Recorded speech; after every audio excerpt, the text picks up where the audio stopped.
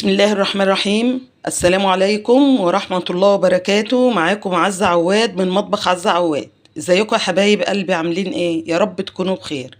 ادعوا لأهل غزة وفلسطين ربنا ينصرهم يا رب.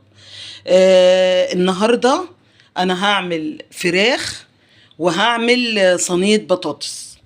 الفراخ اهي غسلتها حلوة قوي ونقعتها زي ما انا قلت لكم في محلول مية بملح بليمون بسكر، ونشلتها وغسلتها تاني وخليتها زي الفل. تبلتها بايه؟ بملح وبصلايه وفلفل اسمر بس. تمام. الفراخ اهي على السليق. البطاطس اهي قطعتها حلق وغسلتها وجهزتها. البصل انا بحب اقطعه كده بايدي، بخرطه كده بايدي، ما بعملوش حلقات، وساعات اعمله حلقات، بس النهارده انا قطعته كده. الطماطم معلقه توم، معلقه صلصه، معاها معلقه سكر، التوابل شويه شطه دول اختياري، كمون، فلفل اسمر، ملح. هعمل رز بشعريه. تمام. خليكم معايا وصلوا على رسول الله. هنبدأ بسم الله الرحمن الرحيم. هنسلق الفراخ. بصوا حبايبي، هبدأ أطبق صينية البطاطس على بعضها. ادي البصل، ادي الثوم، تمام، ادي البهارات اللي قلت عليها،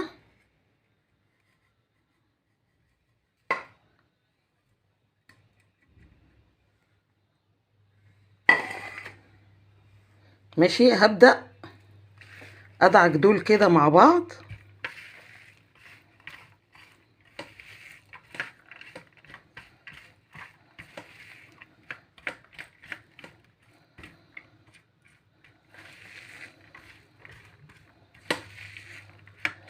بصوا، أسهل صينية بطاطس، حاجة سهلة كده وسريعة، وبصوا بطعمها بيبقى حلو قوي قوي قوي، سهلة جدا.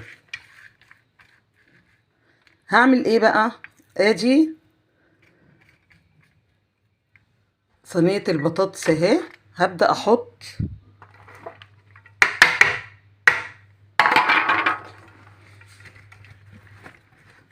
البصل مع التوابل مع الثوم، وابدأ اقلب فيها بالطريقة دي.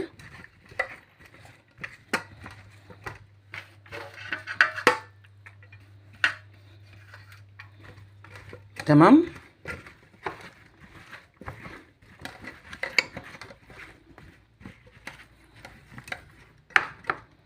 هحط ايه بقى؟ هحط معلقة الصلصة ومعلقة السكر مع الطماطم.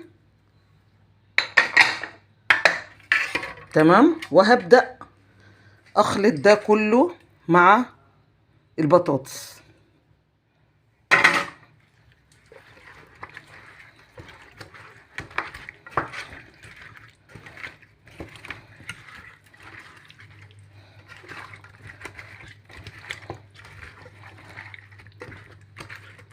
هعمل ايه بقى؟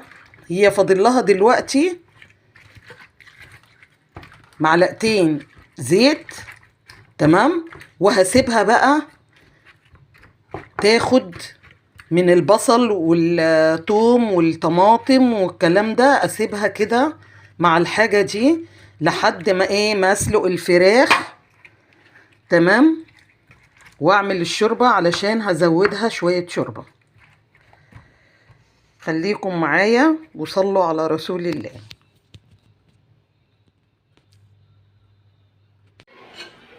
بص يا حبايبي، اهي البطاطس هحطها تستوي اهو.